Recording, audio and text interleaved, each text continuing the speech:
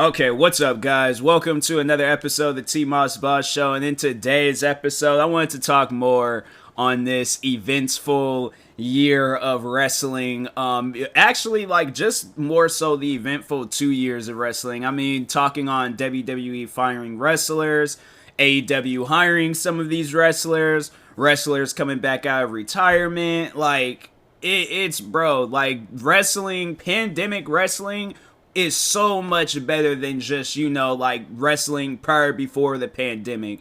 Like, oh my god, bro, like even tonight, like with SummerSlam and stuff, I thought that was sick, and I knew eventually it was gonna happen. But yeah, for those that have watched SummerSlam, or for the overall just talking on it, whether you watched it or if you didn't watch it, this whole thing with Brock Lesnar, Roman Reigns, and Paul Heyman, I seen that and was like, bro, I knew it was gonna happen. I knew eventually it was gonna happen. I knew at some point in time Brock Lesnar was gonna come back. And there's going to be this rivalry between him and Roman Reigns, and it's then Paul Heyman is in the middle of it. Oh, I knew that was going to happen. I made a tweet. I remember, I made a tweet, after, Brock Lesnar's music had hit, because I was just like, okay, it's going to hit at some point in time. I don't know when, but it's going to hit.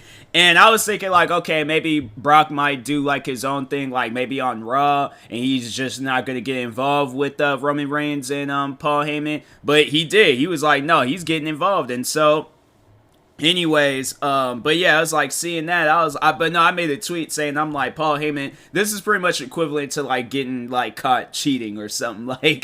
It's up there, bro. It is really up there. But anyways, yeah, seeing that, I was like, dang, man.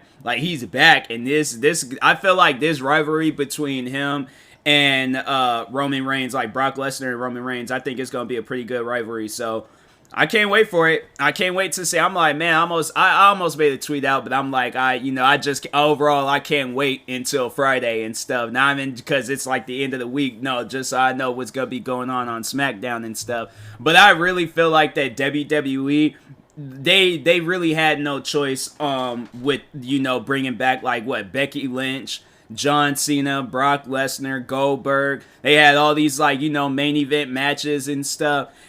I feel like that even then, that still, didn't, it just added on to the, hype that we were already on after this CM Punk return on AEW. And seeing that, I'm like, bruh, I don't think I've ever, even when Edge had came back, even when Daniel Bryan had came back, it was nowhere as near, as CM Punk coming back last night. That was a sight to see. Seeing wrestlers cry, seeing this, man, the crazy thing about it, even though,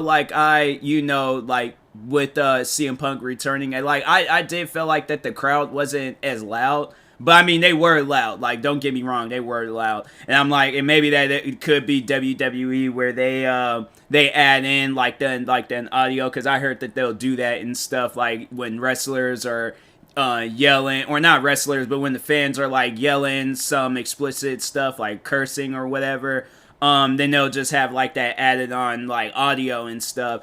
But sometimes I don't know, I don't know if that's true or not. But anyways, yeah. But I'm I just felt that it was kind of the fans was kind of quiet when AEW came back to CM Punk. That was really what I was about to say. But anyways, no, but yeah, when he came back, I was sitting there watching it. Bro, I was smiling pretty much his whole segment. That whole time he was on TV, I was just smiling. Because I'm like, bro, I wasn't expecting you. And then the crazy thing about it was that I wasn't even expecting dude to come out to his, old, retro music. So that's what really tripped me out, was that he came out to the music that he had in WWE. That's the clout that CM Punk has. So I'm like, man, I don't know what's going to be going on in the future and stuff. If he keeps the song, or if he, I don't know what's going to be going on. But I'm telling you, I'm like, yeah, with that, I'm like, CM Punk, he single-handedly won, like, wrestling, like, this pandemic wrestling. I mean, yeah, all of these wrestlers, they really been going at it, killing it, with everything that they're doing, with all of the storylines and everything else. But CM Punk, he single-handedly won wrestling, and he hadn't even done a match in years. Like, all this man did was just come back, talk about how he feels, and was gone. Like, and you mean to tell, and the fact that it was trending all day, CM Punk was trending all day, and you mean to tell me that, like, it ain't nothing that has happened in wrestling in the recent years. I have to say, and I was like, and I said that because I did a video talking about this on my Moss Gets Athletic video, which, I try to, like, upload some videos on that channel here soon, because I'm so behind on videos and stuff, and yeah, past, like, few days, or like since yesterday, I've been working on a crazy amount of videos and stuff, so I recorded a bunch, put together a bunch, it was a lot, but anyways, yeah, I was like, I talked on it and stuff on my channel. What was I about to say? I honestly forgot. I was about to say something, just it completely slipped my mind. I swear I hate when that happens. Anyways, moving on, but yeah, I really can't wait to see what goes on with CM Punk and stuff with AEW. I mean, of course, him wrestling and all of that, but anyways, but yeah, the talk on SummerSlam, I mean, SummerSlam was good. Like, I think the highlight of it, was Brock Lesnar coming back, and then, this whole confrontation that he had with Roman Reigns and Paul Heyman and stuff, so I'm like, I had to say that, and I know a lot of people didn't like the whole Becky Lynch return, like, they didn't like the fact that she, was just put over like that, and I'm like, but and here's the thing. So the reason, and this is why I don't have a problem with what they did, is because she had won, like, money. Was it money? No, it was that she was the champion when she left. She was the champion, and so she gets pregnant, and I know people are like, okay, yeah, it's like, whatever, it's like, that's her life choices, whether she gets pregnant or not. She should have to work to get her title back. True, all right, don't get me wrong, that is the truth, but I feel like that if we don't know what overall happened behind the scenes, but if I had to guess what had happened behind the scenes, they all agreed to Becky Lynch getting the title back. And it seemed like Bianca Belair, or I almost called Carmella Cinderella and stuff. Like, it's too many names, bro. It's too many names. But anyways, but yeah, I mean, Carmella, she did kind of look a little angry, but at the same time, I'm like, I'm pretty sure that's just acting. If she was really mad, I'm like, dang, like, she, okay, but no, never mind. She was probably, if she was been really mad, it probably would have been more to it. But she did look kind of mad though. But like I said, good acting. But anyways, but yeah, I'm like, if those guys agreed on it, then what is there to beef about? Like, that, at the end of the day, we don't know what's going on in that writing room. So, yeah, me personally, I would have liked to see more of a match between them two. And hopefully, that match does happen. But I see it's not going to happen until the next pay-per-view and stuff. So, if they end up going at it on SmackDown, or, wait a minute, is Bianca Belair? No, she's on SmackDown. She's on. Hold on for a second. I get so confused. Okay, here we go. Bianca Belair. Wikipedia. Currently a SmackDown brand. Okay, she's 32 years old. Dang, she's the same age as my sister. That is wild. She does not look like she's 32. She look like at most like in her, like, I don't know, late 20s, but dang, I mean, I guess, like, late 20s and early 30s, like, you don't, that's like a era where your age just, where you just stop aging and stuff. But anyways, but yeah, I'm like, I personally, don't have no problems, with that whole, thing that they had going on. So, I mean, if people did, then they did, but me personally, I'm like, I didn't really care. I'm like, and it's, yeah, because I'm like, she had to give up her championship, so they're probably like, okay, you know what, let me just go ahead and give her championship back and things. So, But anyways, but no, let's actually just talk on all the different matches for SummerSlam. I got Wikipedia open up right now, so because I just overall wanted like just keep talking on like wrestling and stuff until like I hit that 15-minute mark and things or however long.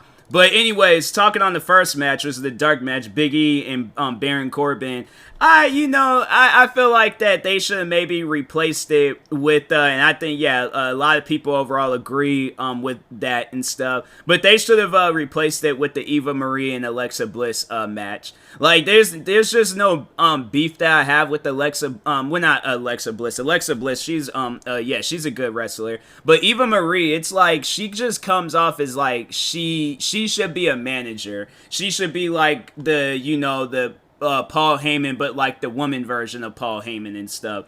So that's why I'm like, I really don't know what she had, like what kind of clout she has, but I'm like, she has to know, or she's capable of something in order to get, like she made it to like the main pay-per-view and stuff, and not a dark match. Like the fact that Big E, he had a dark match, and it's like, I just think that's that's kind of crazy. And the fact that it was like, it was a match for nothing, like it wasn't like with Big E and Baron Corbin, they were fighting over the Money in the Bank briefcase. So it's like, okay, they should have had it where they had that, in the main like card and stuff, and then the dark match, it should have been with Alexa Bliss and Eva Marie, because it's like they wasn't even fighting for anything. So and it's like, and I know people are like probably the same, but they say the same thing about Drew McIntyre and Jinder Mahal. But I'm like, hey yo, but it's like these guys know how to wrestle. Eva Marie, I'm like, she comes off as like she doesn't really know too much, but maybe she's like in the development stage or something. I don't know. But anyways, but yeah, so Big E and Baron Corbin's match, it was good. I liked it. I like the fact that Randy Orton and Riddle, they won the championship, so now we get to see more of them. It makes me wonder, like with Randy Orton, because I feel like he's still gonna always have his whole like dark persona and stuff, but I wonder if he's gonna be like more open now. Because I mean I've seen Randy Orton on TikTok and things, so he be out there doing some wild videos here and there. But I'm like, I wonder, like, now is this gonna lead up to him kind of having like a goofy personality and things? I feel like he's capable of doing it, so that's something I would like to see and stuff. So and then the Alexa Bliss and Eva Marie, I'm like, I don't know. I think that they should have did something a little. I feel like the only way that this match would have been good is if Bray Wyatt would have, like, I mean, not interfered with the match, but if he came back and stuff during that match and like had like that whole clout that Alexa Bliss had, like that power that she got, like took it away from her or something, like to hype the match up. Because I'm like, it definitely didn't hype it up with that doll or Eva Marie or well, I don't like calling her Dewdrop. It's just that name just doesn't sound right. Dewdrop. I don't know. I think they need to. What's her best known by the ring name? Piper Niven. She's currently, I'm like, why is she not going by that? Or Viper. Well, no, it's like Randy Orton. She's from Scotland? She does not, I don't know. I guess I never really heard her talk that much, but she doesn't sound like she's from Scotland. Maybe she needs to just be on the microphone more. But anyways, then Damian Priest winning the championship. I respect that. Dang, he looked like Undertaker in his Wikipedia page. You go to his Wikipedia page, bro, look like a Hispanic Undertaker. That is wild. Like he's just, bro, I don't know. Senor Taker. That's how I'm gonna start calling him from now on. Senor Taker, cause that, wow. I never really, dang, he looked just like Undertaker. That's crazy. But then the Usos defeating Rey Mysterio and his son Dominic Mysterio. I can respect that. I can respect that and stuff. So I like that whole. I'm telling you, like the Usos and Roman Reigns. I feel like with Friday, if Brock Lesnar shows up on Friday, it's gonna be crazy. He's definitely gonna demolish the Usos and stuff. Ain't no way possible they're gonna have it. They should. I mean, because you never see Brock Lesnar wrestle like just on regular TV. I feel like they need to have it where he does like a handicap match against the Usos, because you know he's gonna dominate. So it ain't even gonna be like it's gonna be a legitimate match and stuff. So. But anyways, and then, yeah, Becky Lynch, dang, it was 27 seconds? That's crazy. But anyways, it doesn't even seem like it was 27 seconds. Like, it just, you know, they kind of, like, walked, I guess it could have been, I don't know. But, yeah, then Drew McIntyre and Jinder Mahal, that was an okay match.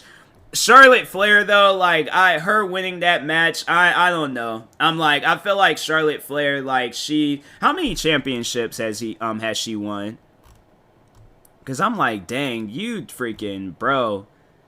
WWE Divas. She won a Diva? I guess, man. I don't know, but 6-time. Okay, and then SmackDown Women's 5-time. Seems like you got like 11 championships. And Rhea Ripley and Nikki Cross. Hold on, where Nikki ASH. I'd like call her Ash or something. Ash. But anyways, I feel like I almost could have said something. She one time Raw Women's Championship was which she had already had, and then the Tag Team Championship twice with Alexa Bliss, and then Rhea Ripley,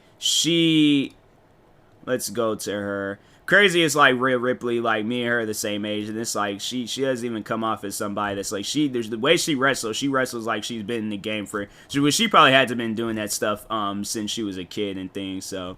But anyways, Raw Women's and the NXT. Alright, so NXT, but I'm like, bro, like they need to let Charlotte Flair like be a manager and, you know, do something. Like I feel like, you know, what they should have did, had it where she was the one managing the whole like the Dewdrop, you know, character. Had it where she's doing that. But I don't know, maybe they're like, oh, because she, you know, I don't know, maybe she still wants to be champion and all of that. But I'm like, bruh, you guys need to let it where some other women wrestlers be winning the championship. I'm like, dang, that girl's winning the championship at least once a month. And then it goes off to somebody else. Then it's like, okay, next month she'll win the championship all over again. Like, give it to somebody else. There's like women that's probably been in WWE and they've not won. Look at freaking Tamina.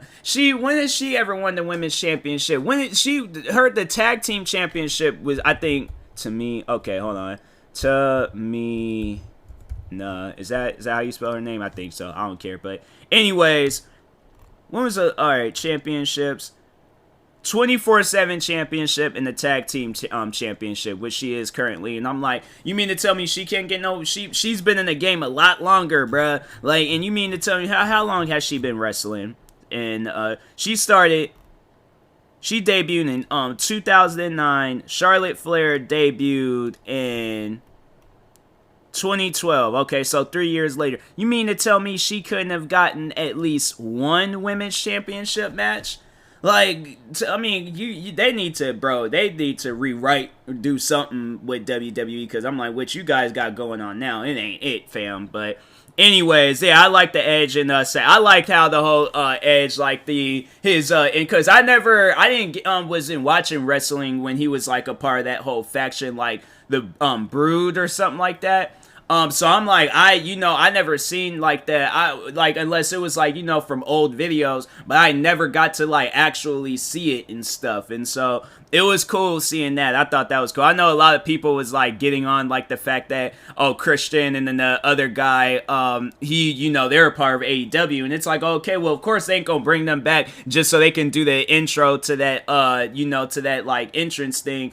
The intro to their entrance. What am I saying? But they ain't gonna bring them back just for the intro. Like, they're all like, if Edge is the only one with us, okay, we just gonna go with Edge. And so then, the Bobby Lashley and Goldberg. I honestly was thinking like that match was gonna end with Goldberg spearing Bobby Lashley, and then it was gonna be over with. And I'm like, bro, if they do that, man, I'm like, that's gonna be sad. I'm like, that's gonna be a sad match and stuff. So, but it didn't. And then Bobby Lashley, he went and put I call it the Master Lock, because I'm like, that's Chris Master. That will forever be his move. But anyways, yeah, he put him in that hold, or full Nelson and stuff. I mean, if we're gonna truthfully be honest and things, but yeah, he put him in a full Nelson, knocked the kid out. I was like, and how old is Goldberg's kid? Hold on for a second.